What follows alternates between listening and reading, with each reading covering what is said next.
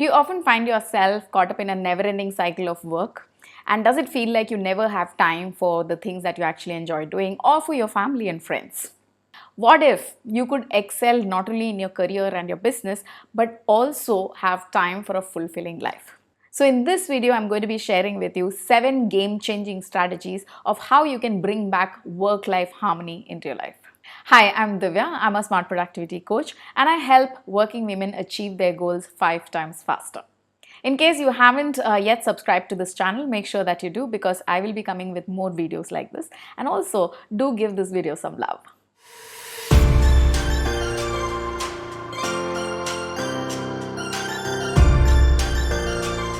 At the outset, let me say this, that the idea of work-life balance is a little bit of a myth. And by that, I mean that it cannot be that every single day you will spend the same amount of time at work and have the exact amount of time for your personal life. There will be certain days when you will need to focus more on your work, and there will be certain days when you will focus more on your family or on yourself. And that's absolutely all right. The important thing here is not to feel frustrated or guilty about having to give more time to any one thing on certain days.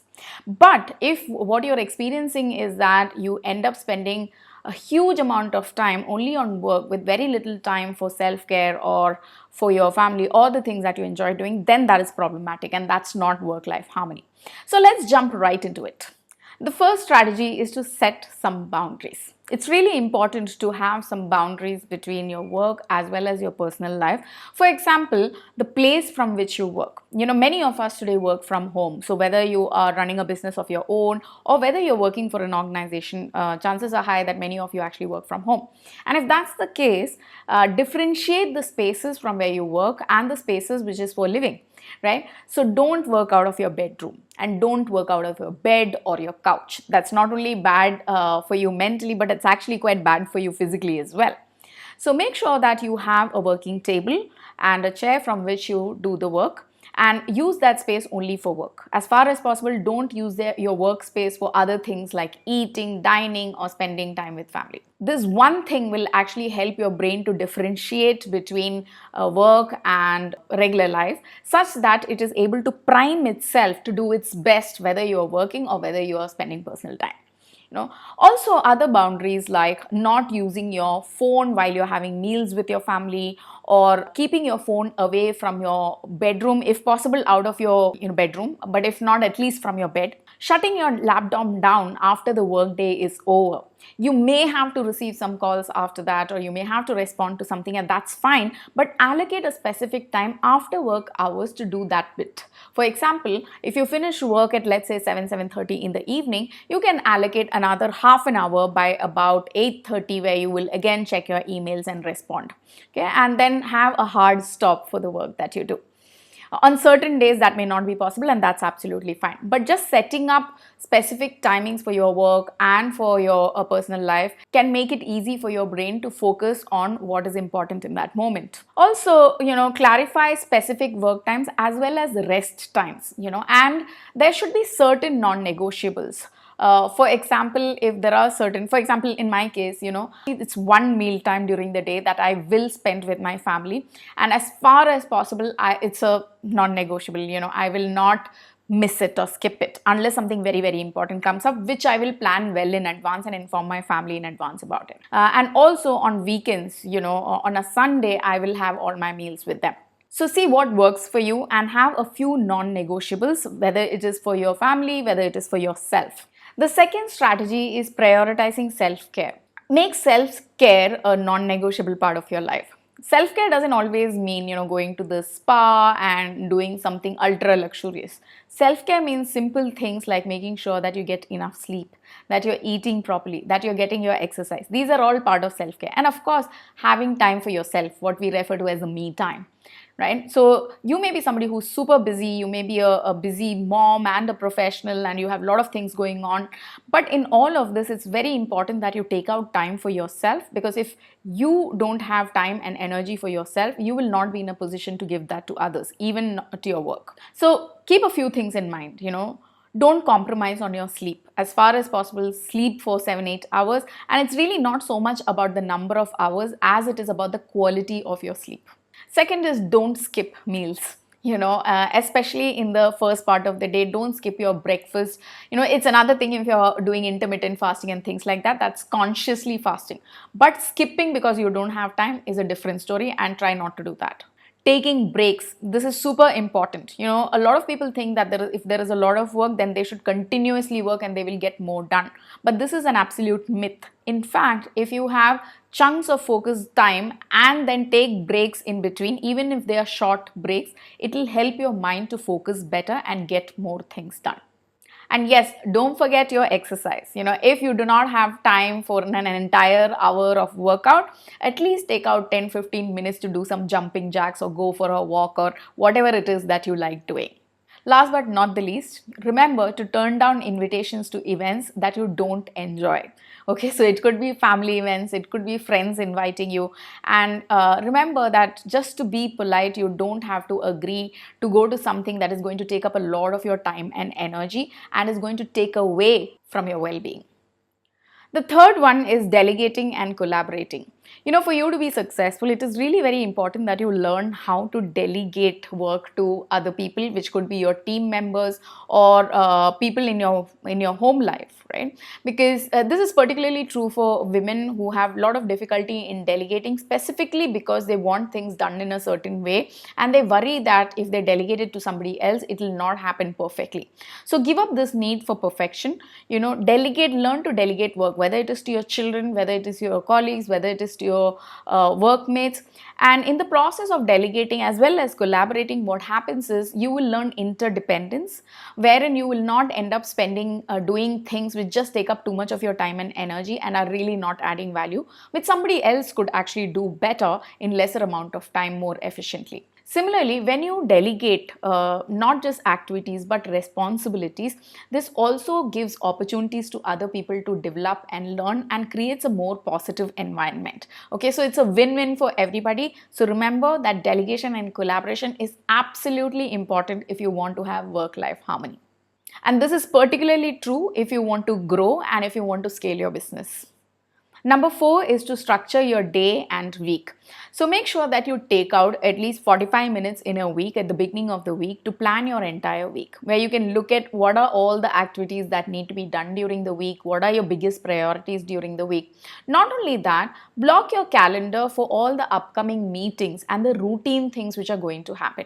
In fact, one part of structuring is to ensure that there is some kind of a routine as far as your work is also concerned. For example, instead of having the same meeting at different times and different days every week, you can probably schedule one kind of meeting at a specific time every day or every week, right? So you can then block that time and your mind can immediately recall that, okay, if it's a Monday 11 o'clock, there is this thing happening on that particular day.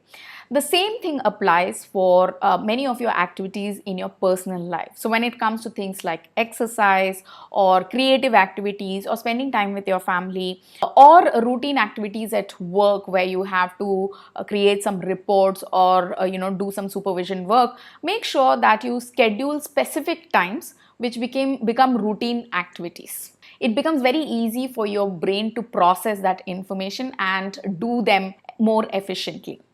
Also, when you plan your week in advance and block timings in your calendar, then you don't feel so overwhelmed, and you in fact start looking forward to your work days because you don't have to take decisions about what to do and what not to do at the beginning of the day, which is what prevents people from being able to take action and makes them feel stressed. Okay, so this way when you plan, you feel less stressed and you can be in control of your days and weeks.